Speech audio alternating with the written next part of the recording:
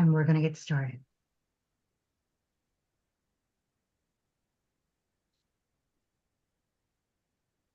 Oops.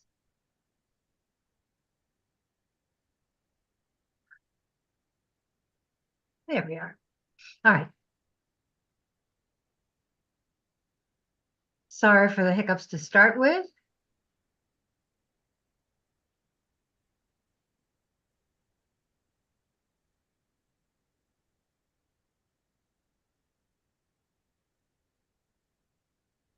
Okay. Got it. So I'm Linda Brubaker, and this is Job Search Lunch and Learn. We're a job search support group. We're here to provide you with resources, support with tips and tricks, anything that we can do to help you move on to your next forever job. So very informal group. We want to make sure that you have the opportunity to ask your questions. I am going to ask that if you aren't speaking, you please mute yourself, because otherwise we get that echo in the background. Perfect. Thank you. Okay. I'm a former recruiter. I have over 20 years of experience as an HR recruiter, an HR business partner, a headhunter, and a hiring manager. And I've now been a dedicated career coach for almost 8 full years. And in the last 8 years, I've had 185 people who've gotten some offers. So one of the things that I mentioned is that what we're telling you, we know works. Okay. The advice that we give you is advice from all sides of that hiring desk. And we're here to support you. Now, I do this as a labor of love. Okay. This is my way of giving back and to support as many job seekers as we can. But my business is job search coaching. And I'm going to put some information in the chat at some point that's going to tell you about that, because that's what supports programs like these. But I want to we've got a couple of great people here to support us today, and I'd like to let them introduce themselves as well. So Ken and Sue. Okay, well, would you please introduce yourselves? Ladies first. Okay. Hi, I'm Sue Griffey. I'm known as Sue Mentors. That's the global practice that I run for mentoring people in transition all over the world. Many of you know me as the mentor with pom-poms, to remind us to celebrate everything that we've done. Sometimes it doesn't feel like celebrating when you send out lots of letters or applications and don't get any response. We're here to support you in that. But think about successes, as someone did, I think, a couple weeks ago, talking about how they had to take a break and then got re-engaged in their job search. So let us help you celebrate your progress, even though I know sometimes it feels like slogging through mud. We're here to support you, love to connect with you, and on to Ken. Hi, everyone. Kenneth Lang here from Northern New Jersey. I actually posted in the chat home of forest fires, because those of us in the area now, we're getting inundated with fires from all the lack of rain that we have. So that's kind of the thing around us. I work for Lee Harrison as a brand specialist, and this is a good news, bad news thing, because we're actually hiring more brand specialists now, but that's because we have more resumes coming in. So I've reached out to a few people already. If you're interested in learning more about them, my manager is actually relying on us to vet people. So definitely let me know. What I'm going to be planning in the next month or so are people that have landed jobs. They're going to be speaking to my group about how they landed jobs, what steps they took, and things that they can speak from a real life situation. So I think that's going to be a very helpful conversation. I'm also here to support, besides you, Linda Terry from New Jersey. He can definitely relate to the weather we're having. Feel free to connect with me. Great to be here, Linda. Thanks a lot for having this group. Absolutely. Thank you so much for joining me, Sue, again. And now I'd like to introduce our speaker, and we'll introduce him again in just a moment. But we're really excited today to have Terrence Seaman join us. There we go. All right. Thanks, Linda. It's great to be here with you. I was actually one of your guests recently, just a few months ago, and you were not able to be here, but I was joined by Sue. So Sue Griffey and I did a session together. So it's great to be back. I call myself the Smart Moves Coach because I help my clients make smart moves that will get them to their career goals. So it's great to be here today talking about one of my favorite topics, which is resilience. And resilience is something that all job seekers really need to pay attention to because, as Sue just very colorfully said, job search is like slogging through mud. So it's a difficult, challenging process, and you need to take good care of yourself throughout that entire process. Thanks, Linda. Absolutely. Thank you. Okay, we're going to start with some quick wins. Really important every week, but this week it makes sense, okay, when we're talking about that whole idea of job search resilience. And TJ, you've been waiting.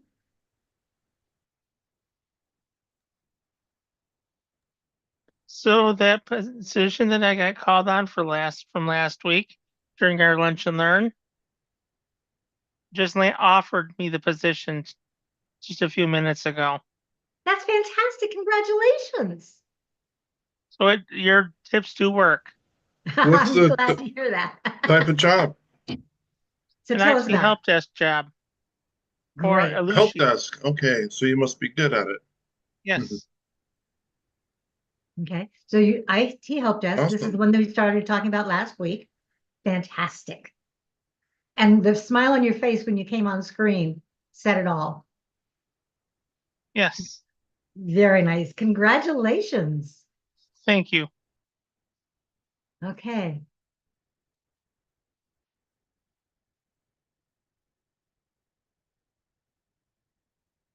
Ali, where do we stand today? Good morning, good afternoon, everybody. So some of you have been sharing my saga. So if I may just 90 seconds. I started an interview back in June for a job overseas and kind of share some of the back and forth with that company. And actually, Bill Lazar here helped me as well, putting me in contact with one of his contacts. Anyway, make the long story short, they gave me an offer about 4 weeks ago, but for me was to move from US to Saudi Arabia. Never been there, had no idea. And I give it a lot of thought. I consulted people here and unanimous decision and also my own feeling that because of my family situation, I cannot move. So 2 weeks ago, I wrote them a very nice letter or email, from heart. And they called me on last Thursday, that I don't need to move. So they offered me the job. I can work remotely. One condition is that, every 5 or 6 weeks, if needed, be there for a week. We're going to try this for 4 months, remote work. If works, great. If not, then we will reassess the situation. So bottom line, they offered me the job, the package, the contract, everything. So I signed it the day before yesterday. Just want to share that. Congratulations. And Thank you. what I love is the fact that you went back to them and said, I like the job, but the situation itself doesn't work for me. Can we make some changes? And So they were two willing to things. adapt to that. Absolutely. 2 things. First of all, that email is one of the best emails I think I've ever written. By the way, I use ChatGPT a little bit. It was from heart. I explained my family situation. And the credit to the recruiter, he called me immediately, and I think it was like 5:30 or 6 o'clock their time. Very professional and a lot of empathy.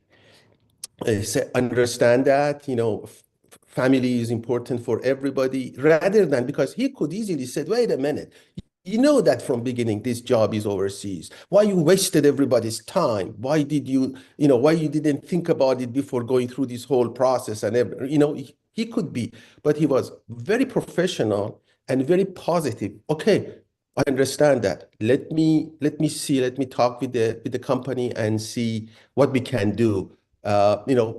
Also the recruiter, I think he was very good, very professional during the whole process. So we'll see in 4 months. Wonderful. Keep us posted. We'd like to know what happens. Absolutely. Again, thank you for everybody in this group. I got a lot of help. That doesn't mean that I would not show up once a while, but again, thank you, Linda, and thank you everybody who provided me with help during this process. We were so glad we By could the way, support you. As we all know these days, no job is permanent, So I consider, I always say we are like a day workers. They can tell even they told Steve Jobs don't show up the next day. So have that in mind. Always have your networks, your resume, Right. your everything ready because you never know what happens tomorrow. As we Exactly have. right. Thank Always you. be networking, always be looking. Okay. There are no forever jobs anymore. So be looking for that next forever job. Thank you. Chad, So I hate to break the streak of job offers, but I just have an interview to talk about. It's our contract to hire role later this afternoon.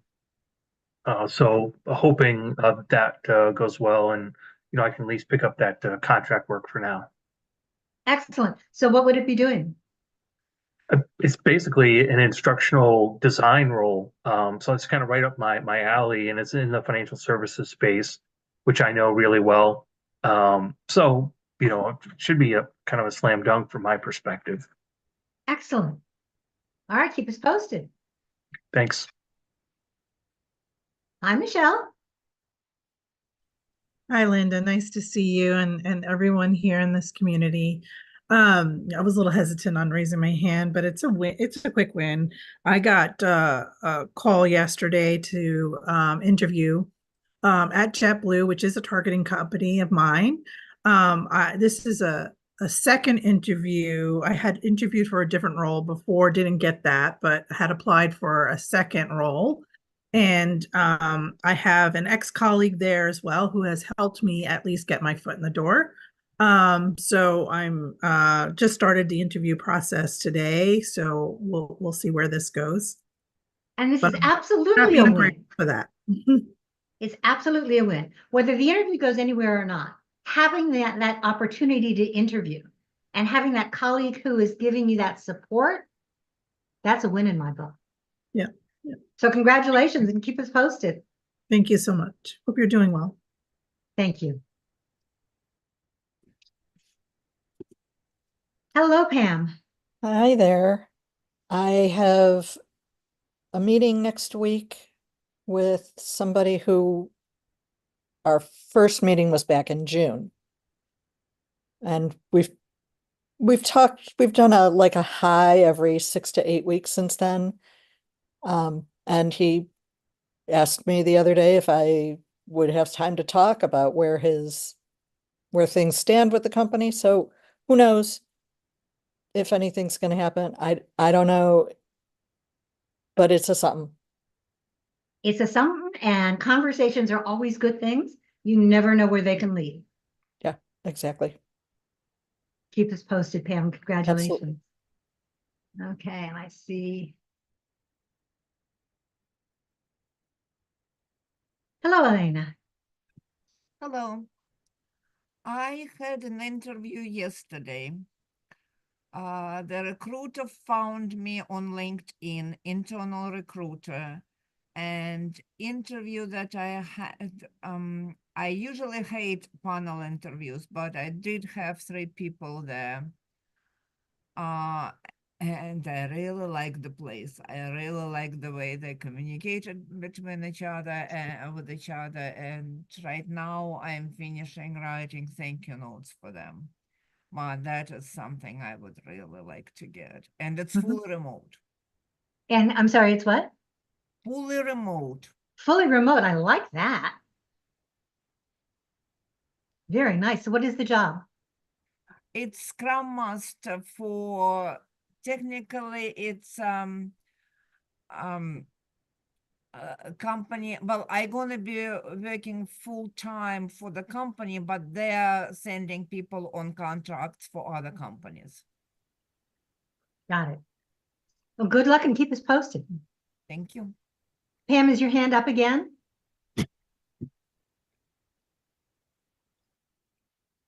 Okay.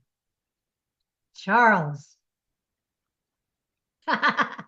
Called you just as you got up to do something else, right? No, I was turning on the light so I wouldn't be sitting in the dark. So I was talking to a guy I used to work with, and he saw that I was looking and he knows that they're looking, and I sent him an updated resume, and he got it to his in the portal for the internal referral. And he talked to his manager, and his manager came back with, we're looking for more hands-on with a couple of tools that are commercial software that I don't necessarily have. I mean, I can have a lot of conversations. I can do a lot of the other pieces. So I'm sort of trying to figure out how to fill in some of those hands-on gaps that are not necessarily go get training or go online and play with it or download it or use it or something, but really are more specialized tools that are out there. And, you know, I was feeling really good about it, and the guy really likes me, and the guy really likes the company, and really, you know, they're short some people in the region, and so it seemed like it'd be a great fit. And then of course it's like we're looking for more. Yeah, we find lots of companies are looking for those unicorns. Yeah. I just wonder if that's not the sort of thing that happens when you know, they just take somebody who's been more hands-on the keyboard recently, so they have those skills because they've been working with those tools. And that's a possibility. If you find that lots of companies are looking for those same skills, those same tools, it is something that you may want to get some experience with. Yeah. They're very sort of, you know, specialized backup tools for large arrays of virtual machines and things like that. And, you know, it's not something even in a home lab you might really have a lot of, you know, it's not free software. It's not something, you know, to really, so it's got challenges, and I have to figure out how to address that or come back to that.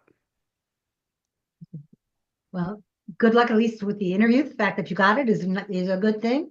The fact that you had those conversations and learned a little bit, I think that's great. Yep. Excited. We'll see what happens next. All right. So one of the things that I want to share before we move on is the fact that when you are finding some of those jobs saying, we know that they're looking for unicorns. If you match 65, 70, 75% of what the job is looking for, it's a good job to apply for. But if the jobs you're looking at are all looking for this one thing that you don't have, that might be something that's important for you to take a look at. And I highly recommend there's several places that you can get some training, one of which is through what's called a WIOA grant. It's a Workforce Innovations Opportunities Act grant. It's a federally funded program that provides training to help people get back to work. And a lot of that training can be IT related, okay? Program related, software related, but not just. Okay, I've seen people go and get their Scrum Master, for example, through a WIOA grant. Find out about the WIOA grant by looking through your local unemployment office under their training options. I'm not going to tell you that I know all the ins and outs. I don't. But I do know that a lot of those opportunities for training are out there and people forget to ask. Okay. Linda, could you spell that grant name? Absolutely. It's WIOA. Thank you. Absolutely. And you find out about it, it goes through your local unemployment office. It's a federal grant program, but it's one of those where not only each state, but each county within each state gets an opportunity to put in some of their own requirements. So always go through your local unemployment area first to find out where to go. You will get the most money for your grant. Highest that you can get is $10,000, but it depends on where you live. Where I live, in one county, you can get 6,000, in another you can get 10. It really depends on where you live and how many people they expect to be going through those programs at the time. Thank you. But it's a great way to get some of that training. Okay, and if you can get it, it's a wonderful opportunity. And Pam says she's already gone through some of that training, and she's happy to share some of that information with people who want to find out more about it. Okay. By the way, remember that one of the things we're doing here is we are sharing information, we're sharing resources. It's one of the reasons that we do the connection requests, so we have all this information in the chat. So make sure you are connecting with one another. Okay, and it's a resource. In addition, we also have a private group on LinkedIn. I forgot to mention that earlier. I think I did put that in the chat, but I'll put it in again. Private group on LinkedIn means that nobody on LinkedIn can actually know that it's there. You have to request permission to join. And the only people who join would be those who've actually applied for, who've registered for these programs. We want to make sure that it remains a safe space. It's a safe place to answer questions, or ask questions, to provide additional resources, to provide information from these sessions. Okay, so it is a good area, and I'm going to put that back in again. Okay. We are now over 300 members. Okay, which is a good thing. All right. 300 members, okay. Yep. It is a lifetime maximum. Joe mentioned that he can't do a WIOA grant anymore. There's a lifetime maximum on the amount of dollars that you can get. How many dollars?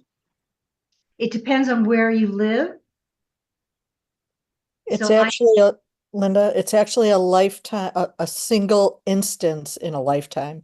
You can't do like $2,000 now and then $2,000 next year. You get one shot at it.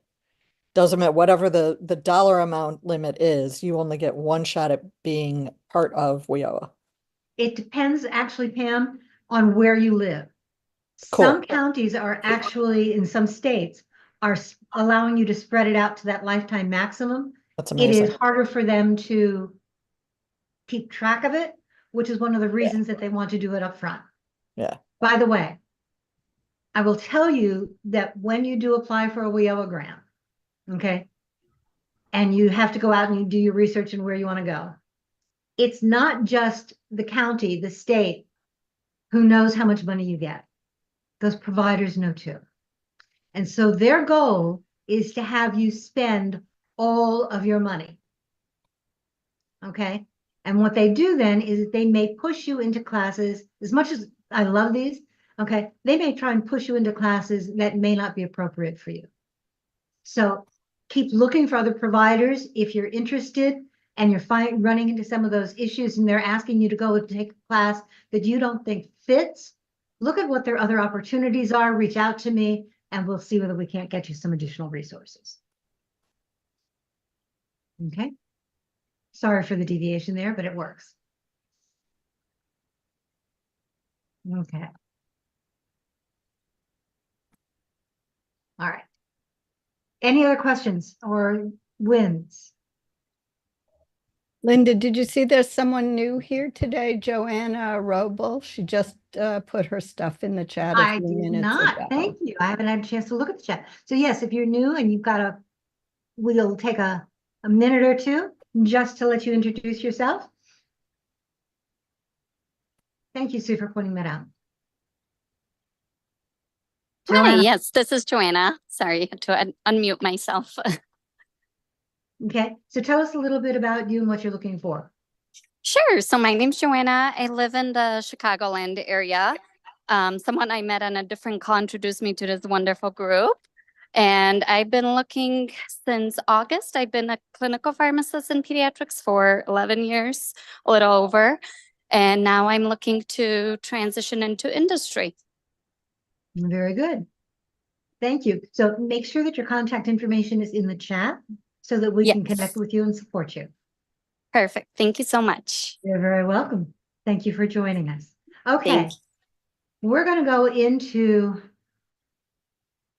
the topic for the day. There we are. So Terrence, you gave us just a little bit about you, but why don't you share your information and get to job search is tough right now. It is a terrible market. Okay. My crack crystal ball says I have no idea when it's getting better. Okay. But I love hearing the successes that people have, but it's hard to stay motivated. So this is your area. Take it away. Well, you were hearing from all of your participants over the last 20 minutes or so.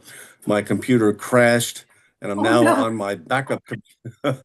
I'm now on my backup computer. Thank goodness for a backup.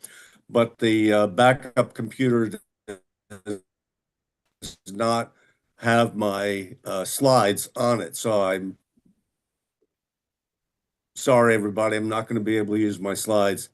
But this is a topic that has been about for many years. I think Linda has a number about career transition coaching professionally since 2009. So how many years is that? It's a long time. And before that, I had a long career in HR as a training manager in a variety of industries. And during that time, I experienced job loss 5 times as there were various takeovers, downsizings, restructurings, what have you.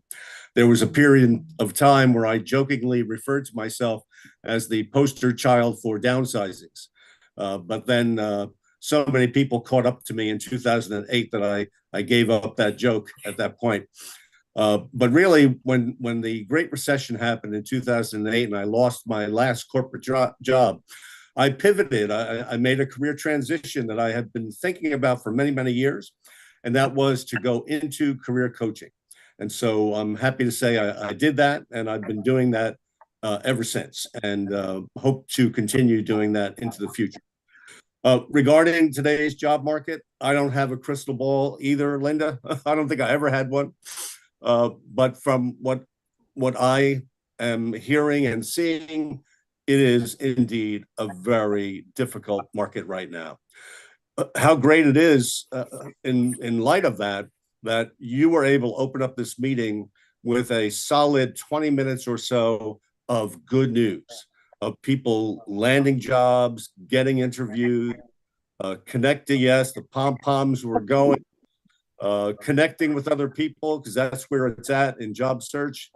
In this era of AI, we're all kind of, dazzled by the new shiny objects, but don't be too dazzled, folks, even though they're good tools and you should learn about them. Don't neglect the importance of the old tools. Network, network, network. It really is who you know and who they know and who they can help you connect to. That really is the secret to an effective job search. Well, I'm often asked to talk about the blocking and tackling of job search, which is very important. Things like resumes, things like interviewing, things like networking, using LinkedIn, all very, very important. But I am not as often asked to talk about another very important topic, and that is self-care, taking really good care of yourself. And so I'm thrilled to be here today to speak briefly about that. This morning, I actually posted a LinkedIn post about today's topic. So I'd encourage you all to go track that down. And if we're not already connected, connect with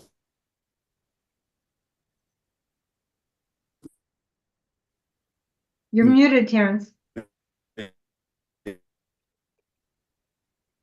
Terrence? me. I think he's frozen. I publish content on LinkedIn pretty frequently, and often this article, I think you'll find it of some practical value. I try to keep my posts as practically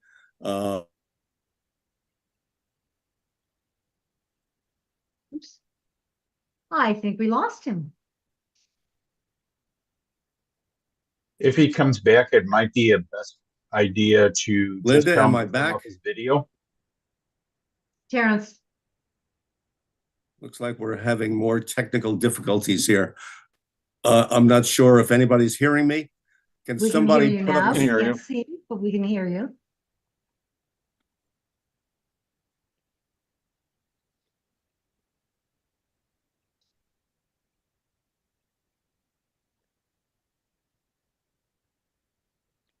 Terrence, can you hear us?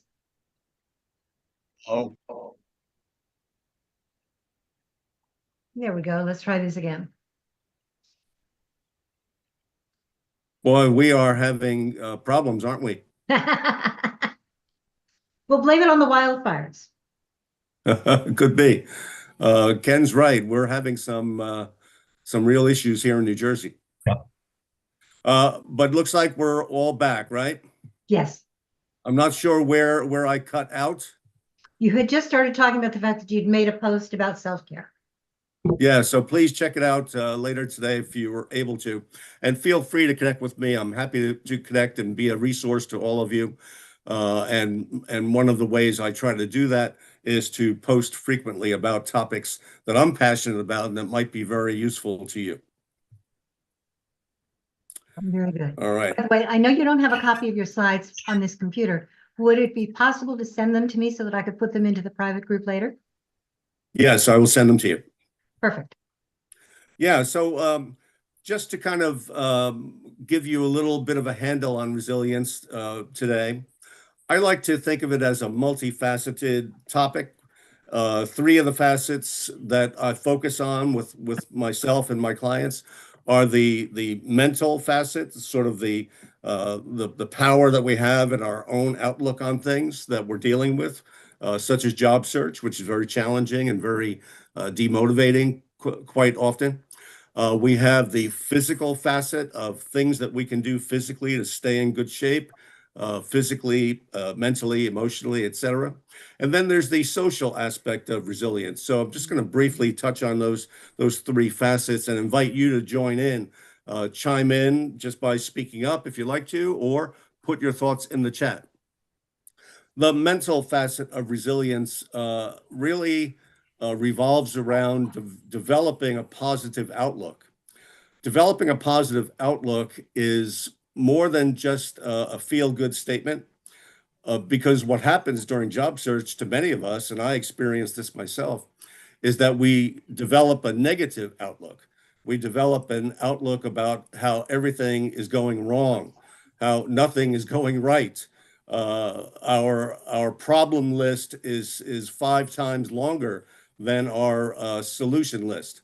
And while that may in fact be the reality, it's not good for our well-being to only have a negative outlook. We need to also develop the positive outlook so that we have both going on.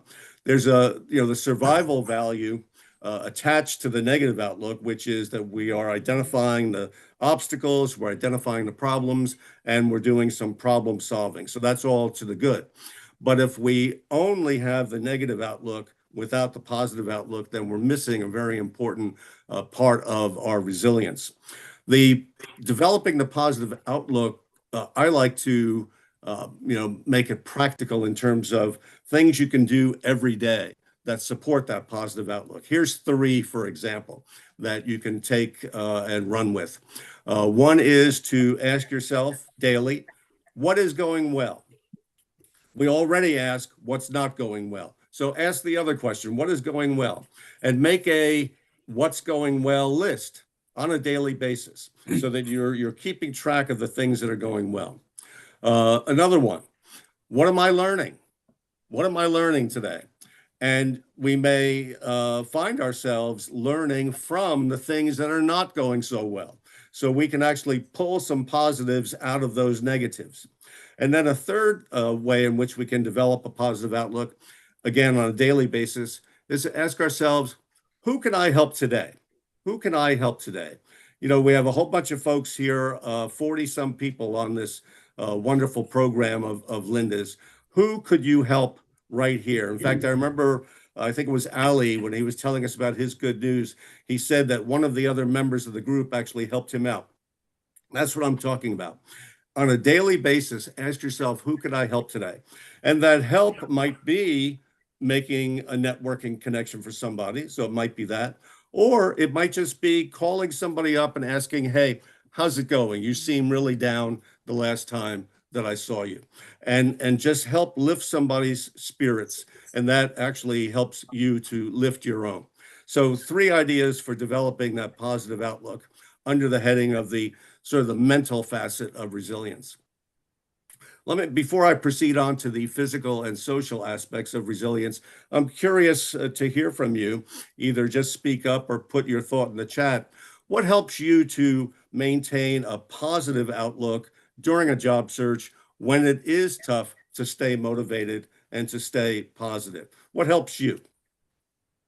So either share your information in the chat or raise your hand. Yeah. And share it with the rest of us, okay, on here. So what kinds of things have you done? So Elena says, one of my things that kind of keeps me positive about my job hunt is there's this one Dilbert comic where this man's saying to his what appears to be his wife, we should at least interview him. No one else even answered our application for a babysitter, and it turns out they're interviewing a dinosaur to babysit their children. And they say, frankly, we're concerned you might try to eat the children. The dinosaur says, well, if that happened, there'd be no charge for the evening. And Dad says, it's more than fair. Very good. Even if you're not necessarily the best candidate, they might go for it if there's nobody else. But the thing about job hunting, it's like you're in an auto race, but the windows are completely covered in black paint. So you have no idea where you are, what anybody else is doing. You're You get absolutely my point. Sorry, you're Well absolutely said. right. Dave. Well said. A whole bunch of Michelle. great ideas come into the chat. That's I've perfect. seen, yeah, Okay. I've seen So that. I've seen meditation, gratitude, Yeah. friends, working out. Michelle, what do you? Can you So I had posted in the chat as well, just checking your mindset multiple times a day and surrounding yourself really with a support, whether it's friends or, fellow job seekers. We all know someone. Get out there and network and lean on those who can support you. And one of the things that's important for these job search groups is that we all know what you're going through. Family and friends, Exactly. they care for you. They love, they want to do their best for you, but they honestly don't know what this is all about. That's right. Okay. So Go ahead. Yeah, no. So if you really want that empathy, this is the place to go. Come here to Linda's group or to other similar groups. Kenneth Lang, if you're not connected to him, he is constantly sharing on LinkedIn all the different groups that are out there and what they've got coming up. So there are lots and lots of groups that you could get plugged into, and I strongly encourage you to do that, because that's where you're going to have the folks that can appreciate what you're dealing with. They've got the experience, they've got the empathy. So yeah, that's definitely where you want to join in and lean on that particular community. Absolutely. I Okay. just want to say that friends and fellow job seekers are often the same. I wouldn't separate that. I found I met quite a few wonderful friends here. That is wonderful. Yeah. And don't rule out the family and friends that they love you and their love, although they may not appreciate what you're dealing with in the job search, that love that they have for you is definitely a type of nourishment. Think of that as perhaps the part of the spiritual side of resilience. The second facet of resilience I thought I would touch on, some of you have already brought out, I think, very nicely, and that's the physical side of resilience. The things that we do physically to stay in shape, in shape from a bodily standpoint, but also from a mental standpoint. And here I'm talking about things like were just mentioned in the chat, in the sharing, getting out and going for a walk, getting out in nature, and experiencing some of the healing properties of a forest or a walking by a body of water, maybe a lake or the ocean, whatever is close to where you live. And so let me open up that topic a little bit more now directly and ask you what are some of the things that you do that help you to take care of your physical well-being, your physical resilience? What are some of the things that you do? Let's do a sharing on that. I get exercise by taking walks and raking leaves. Raking helps leaves. a lot. Yep, exactly. And I have a ton of leaves out here, David, if you want to come. I understand. I do too. Anybody here in the group into dancing? That's a good idea. The music will help change your mood, if nothing else, as well as the activity. Yeah. And dancing often is done with others, and so it brings in the social support component as well. Yep, I like that. Jim. Anybody here into swimming? Yeah, I'm sorry. Can I just interrupt real quick? I looked at Rutgers, executive training thing, and be careful. There's a link on there. When I clicked on it, my antivirus started throwing fits, and I almost want to reboot my machine. So just be careful on some of those links on that page. Which page is that? It was the Rutgers. So I'm trying to figure out how I found it. Okay. I know it's like for Rutgers for re-education, there's like an executive MBA program, mini MBA. Oh.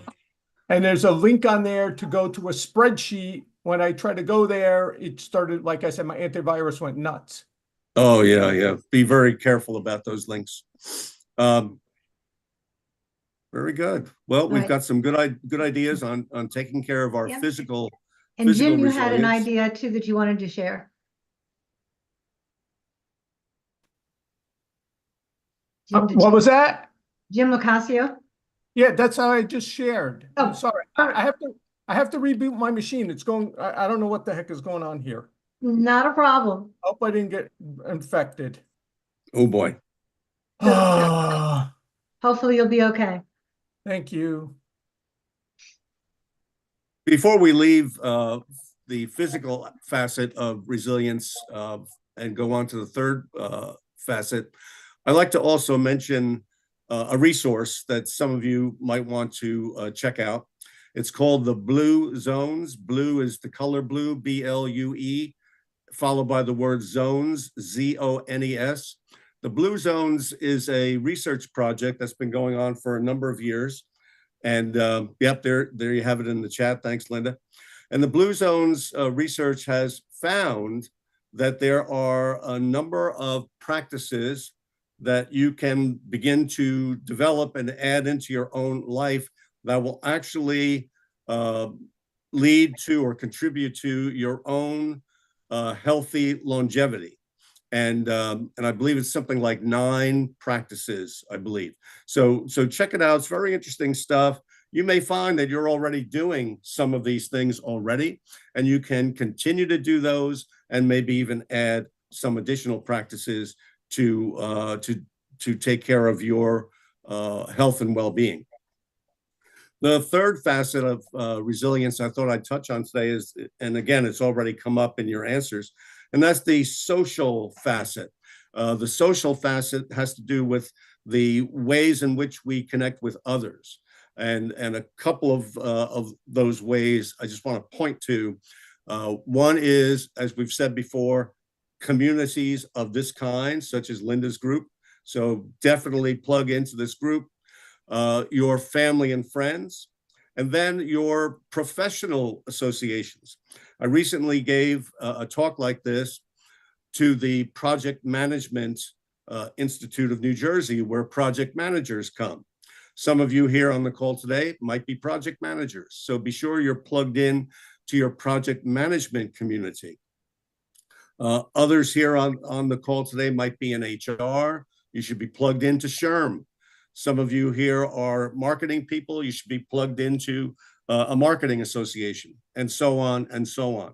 So be sure you're plugged in professionally to people in your line of work who might be aware of job leads and might be able to help you connect to target employers that you're looking at. So any kind of social connection will really help with your resilience, because I think in much of the literature that I've looked at, the number one thing that the experts point to is social support, connecting with others, leaning on others, and being someone that others can lean on, right? Someone that others can go to for help, for a listening ear, for some empathy. So the social aspect of resilience actually cuts both ways. It's something you do for yourself, and it's something that you can do for others as well. When you think about your social network, whether it's on LinkedIn or in real life, how has your social network been helpful to you during your job search? It's a great question.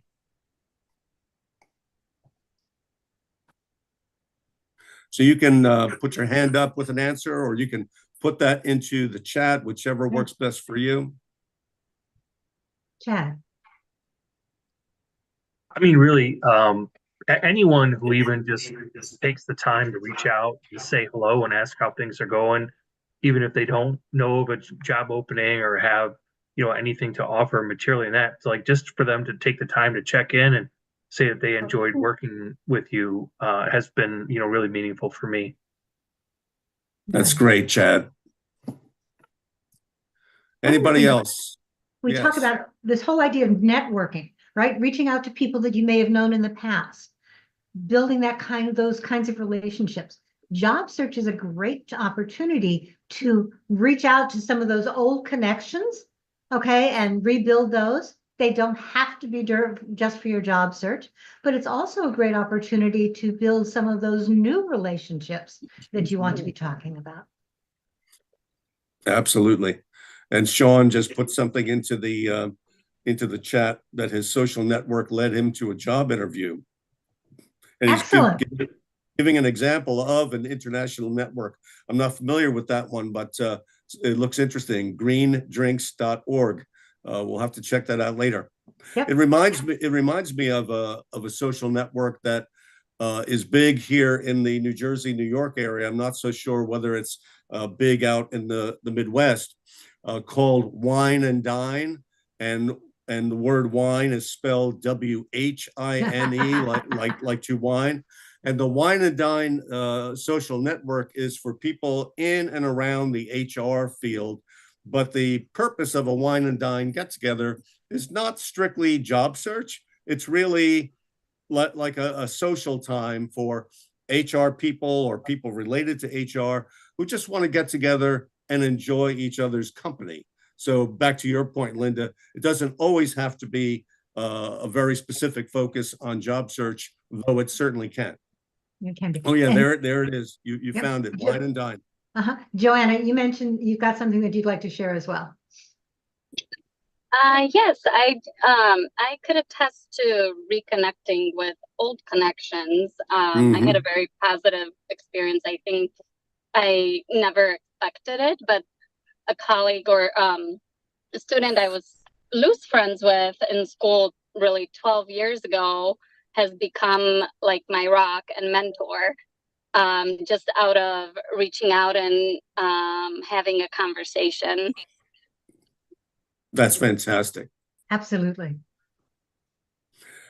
Sometimes my clients have said to me, Terry, my network is old. The people that I used to work with have all retired. And I say to them, do you think that they aren't still talking to some of their old colleagues? Give them a call. They'll be happy to hear from you. And you never know who they know. Even though they're retired, they might be playing golf. They might be playing poker. They might be playing pickleball. And they still have social networks that they can tap into and help you to tap into. So don't rule out people that you think, oh, they've retired. They have nothing there's nothing they can do to help me. There might be something they can do. Absolutely, because you never know who they know. Exactly. Excellent. Okay. Well, Linda, thank you so much for this opportunity to spend a few moments talking about resilience. I'm curious if there's anybody in the group that has any questions about resilience, its different facets, how it connects to your overall health and well-being, or any other questions around the topic. Right. So raise your digital hand if you've got a question. This is your time, guys. Well, I don't have any questions, but I really want to thank Terrence because he gave me some excellent advice as far as making sure keeping track of what you accomplished, what you've learned, and also finding ways to help people. Because if you get bored of doing things for yourself, you can stay productive by finding other things you can do for other people. It's kind of like a Chip Douglas and the Cable Guy. He says, "It's too late for me, but there's lots of other cable boys and girls out there who still got a chance." He'd given up on himself, but he was willing to do something to help other people, even though in that case, I think the way that film ended was too much of a happy ending, which I thought he's a cable guy and then essentially turns against the cable system inexplicably and then does something really dangerous in order to try to fix society. But I appreciated the sentiment he had in his actions. If not his actions, I appreciate the sentiment and the motivation behind it. Mm-hmm. I can't do anything good for myself, but there's other people out there who I can make things better for, if you get my point. Yep. Excellent. Okay. Anyone else want to share something? Okay. Wine and Dine doesn't have to just be a formal kind of a program. Sometimes it's important to wine here too, and then to talk about what you can do to get past the wine.